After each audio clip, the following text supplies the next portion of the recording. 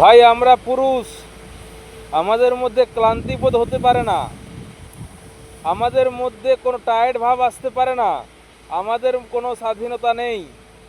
যত কিছু আমি ভিডিও দেখি, আরে ভিডিওর মধ্যে মহিলারা অসহায়, মেয়েরা অসহায়, মেয়েরা এই কিছু পারে না, মেয়েদের এই দরকার, মেয়েদেরকে সময় দেওয়া দরকার। আমি আমার বলার উদ্দেশ্য এইটাই ভাই, যে মেয়ে মেয়ে বলে তাদেরকে সব কিছু তাদের জন্য প্রয়োজন, পুরুষ আমরা তাদের জন্য, আমার জন্য কিছু প্রয়োজন নেই।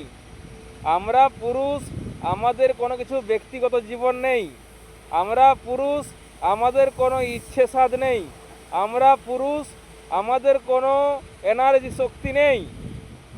আমার কথা হচ্ছে এটাই, পুরুষরা হচ্ছে পশুর মতো, ওদের কি কোনো কিছু দরকার লাগে না। মানুষের যখন দরকার হয় পশুকে, তখন পশুর কাছ থেকে নিয়ে নেয়, কিন্তু পশুর কোনো কিছু প্রয়োজন হতে পারে না। বাট সেরকম আমরা পুরুষ, আমরা পশু, এটাই সত্যি, এটাই বাস্তব।